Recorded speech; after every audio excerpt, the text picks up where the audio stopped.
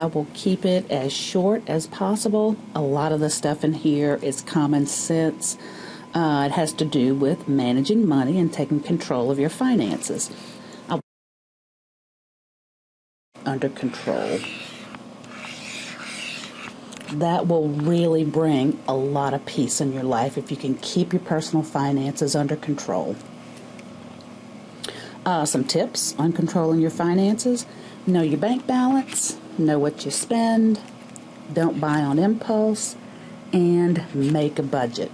These are all things you know, things you've heard, maybe in a consumer class, but it really is important, especially those of you that are just starting out, to make a budget, get in the habit of keeping track of all of your finances.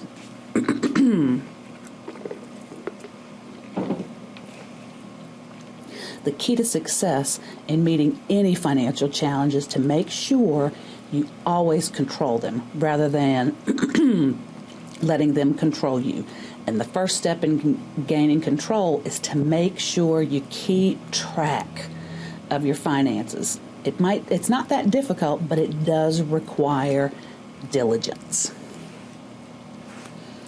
So to make a budget, I'm sure you're all aware, you would list your income, list your expenses, subtract them, and see what your net cash flow is. And you always want your net cash flow to be positive.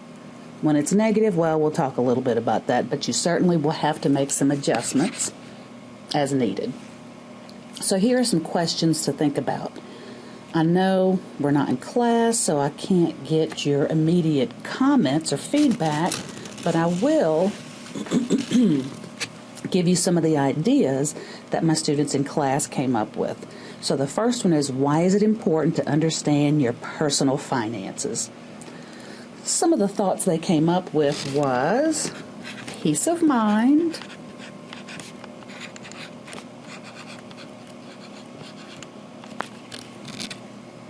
let's see what else do I have. To make good and wise decisions.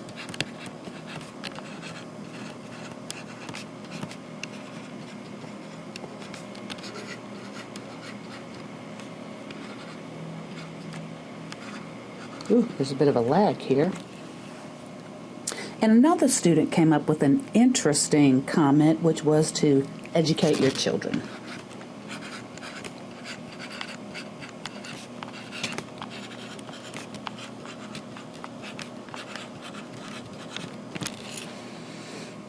Regarding crucial things you should do if you hope to keep your finances under control, some of the ideas they came up with were budget, create a budget, obviously spend less than you make,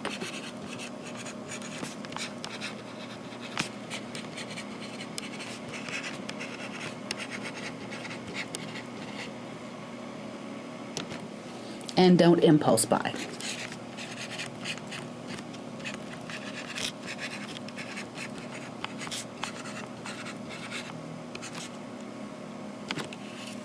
So those are some comments that they made in class today.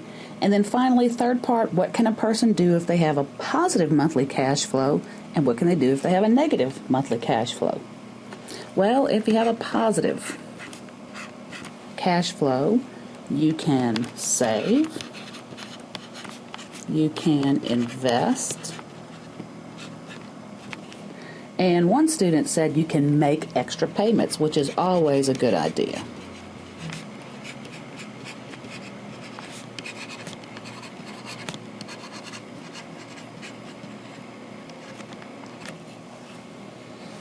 And how about negative?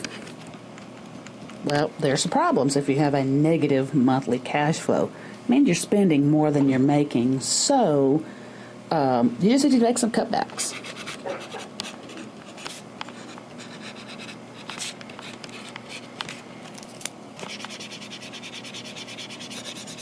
Yeah, I'll just say cutback.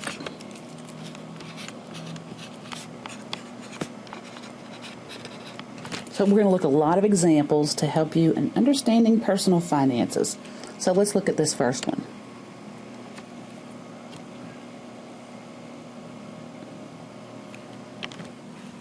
So suppose you drive an average of 400 miles a week in a car that gets 18 miles to the gallon.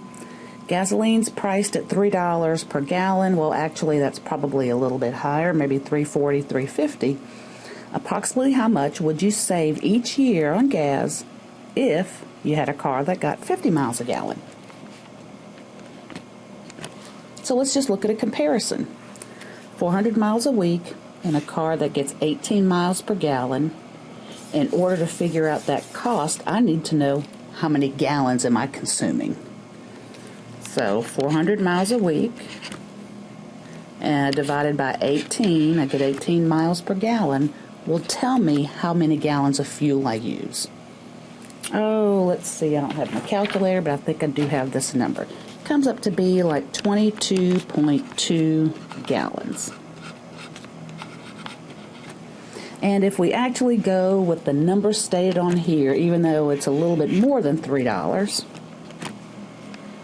if I multiply those two out, the cost per month of driving this car that gets 18 miles per gallon would end up being about $66.66.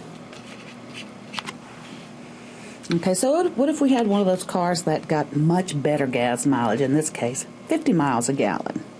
I'll still travel 400 miles a week, but now I get 50 miles a gallon, so I would divide that by 50 to determine how many gallons it would take me to do my commuting that week.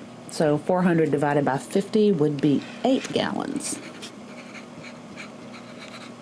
And let's still go with the $3 per gallon rate. So we would be spending quite a bit less, actually $24 a week on gas as opposed to $66. So those new cars that have really great gas mileage can pay off with respect to, you can have a great savings with respect to the amount of fuel that you purchase. All right, so let's look at some other examples. Now, this has to do with just sort of those things you do daily, maybe an indulgence. You might get coffee every day, a couple of sodas a day, buy some lunch or some breakfast. I want you to figure out, based on, and we're going to base this on 52 weeks in 1 year. And we're also going to say there's 365 days. And there goes my phone. So let me pause this. I'm glad I took that call. Now, where were we? Oh, 365 days in 1 year. Anyway, this can be eye-opening because it gives you an idea of those little things you do every week or every day, how they add up over a year. So I'm going to take a second. I want you to figure some of these out. I'm going to just sit here quietly while you do that. Compare your numbers as you work it out. Compare the numbers you get to the ones I'm going to write here.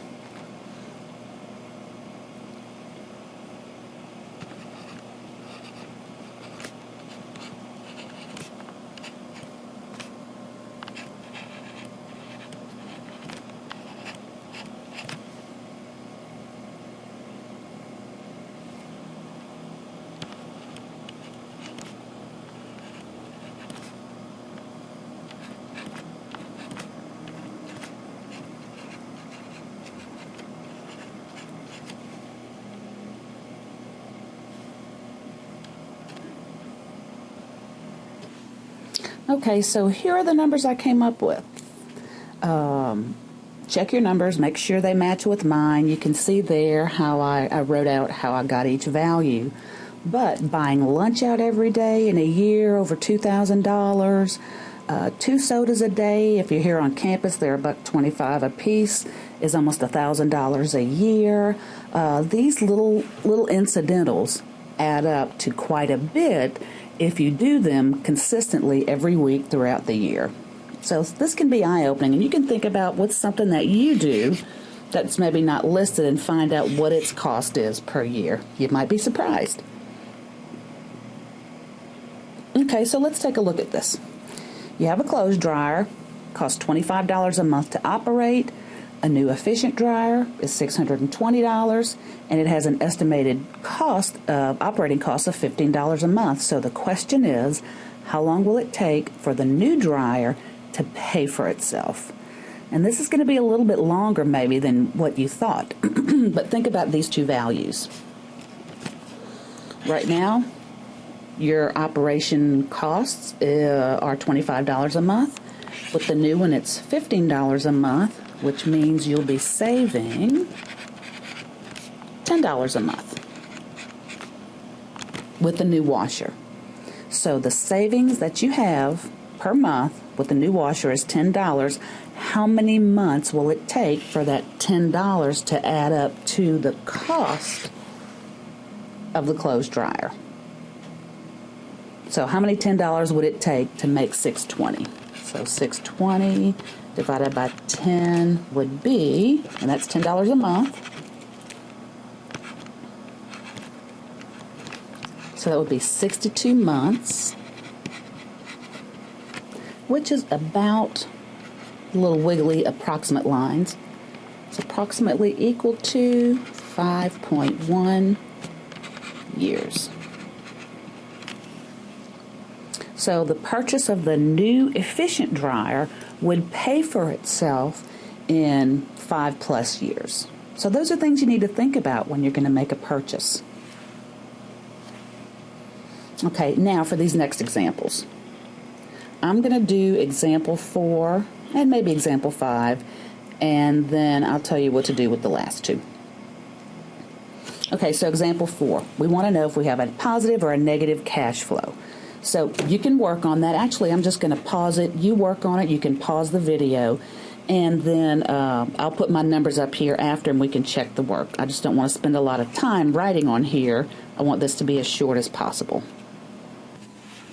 So if my calculations are correct, I get an income of $17,000 per year and expenses of $19,200 per year. So what would you say about the cash flow? Negative.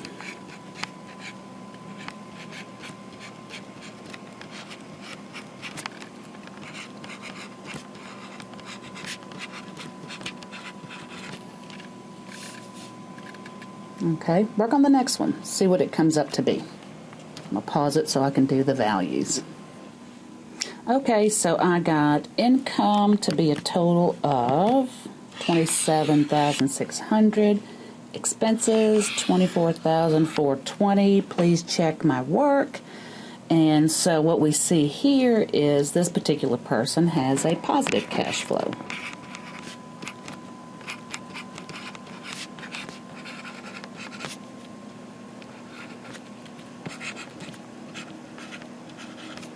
Now for these last two examples. Work example 6 and example 7 on this sheet, showing all your work, and turn this sheet into me on Tuesday when we come to class. I'll see you then. Bye.